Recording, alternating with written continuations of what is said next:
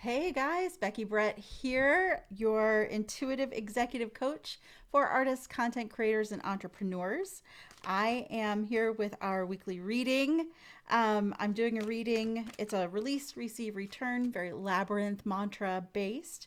And if you watched my TikTok, which I will include the link to my TikTok, I'll include my TikTok handle in the description here. But if you watched that, you saw me shoot with my phone camera and a different microphone.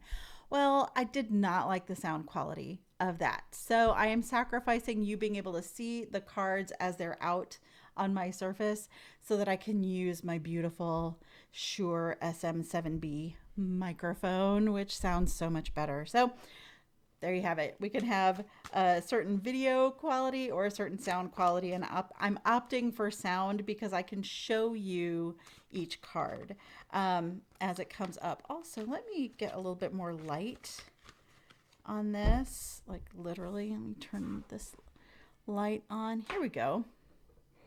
Well, that's something that's a little bit more. Let's see.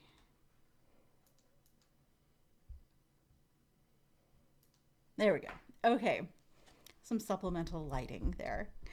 So I am using the Labyrinth Oracle card deck from Kathy Pullen and Walter Pullen, a brother and sister team.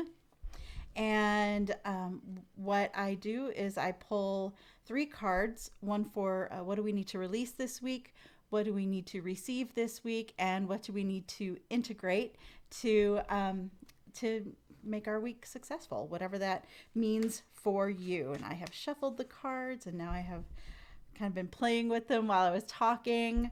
So I will cut them and see what they have to tell us this week. Release is the King of Obelisks, or teaching. Receive, focus, or details, which if you know me at all, this is hilarious. And then, oh, interesting. Okay, so then in the integration or return position, we have the Queen of Obelisks, or devotion. Okay, and the whole reading is anchored by the curve, or subtlety. Subtlety. Interesting. That probably goes along with the focusing on details. And that queen energy. Okay, let's get into the reading. The King of Obelisks. So in this deck, obelisks represent the life of the mind. So your intellect, your spirituality, your ability to manifest with your mind. And if we are to release the King of obelisks, I think that means that we are to release trying to teach everybody, releasing that sort of know-it-all ishness, like you don't know it all. So let go of that, like, oh well, I know how things should be done, or you should be doing this, or you should be doing that. You know what? No one should do anything except like breathing, eating, that sort of sleeping, like you don't know what's best for someone else. So instead of teaching people what they should be doing, what if instead we get curious for them, or on their behalf, or with them? Get curious, and we all have the answers that we need really inside of us. So if you find yourself in that sort of teaching position, get curious instead and help someone, like ask questions that would help somebody explore what their own answers might be. This is where we receive a focus on details. What I love about this card so much is that there's a beautiful rose that is growing out of the crack in the wall. And if we move too fast, or if we're too full of ourselves and inside our own heads, we may miss this sort of beauty that is found in the flaw. Just because someone's not doing something the way you would do it, or it should be done, doesn't mean it's not beautiful and perfect in its own way. So receive a focus on the details, a focus on the things that might be a little bit wrong, but are also so right. if if that resonates with you, I don't know how that might resonate with you. I just thought that was funny to say. It like popped into my head. So okay, we're receiving a focus on details, and then in the return, so the mantra of the labyrinth is release, receive, return. The return is how we integrate what we have let go of, and then what we've taken in.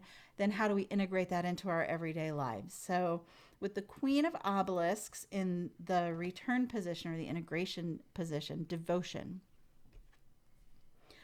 So devote yourself fully to this new focus on the details, this new curiosity, this sense of openness, and see what comes in for you. At the same time, be aware of where you're placing your devotion. So I mean, every card has a dual meaning, right? It has like a positive and a negative aspect to it, just like life. And as we are devoting ourselves to whatever we're devoting ourselves to these new details, make sure that they fit with you and your life and what you want. Make sure that these are details that are supportive of you and what you want to bring into the world, what you're working on manifesting for yourself. You don't want to be devoted to someone else's dream at the expense of your own.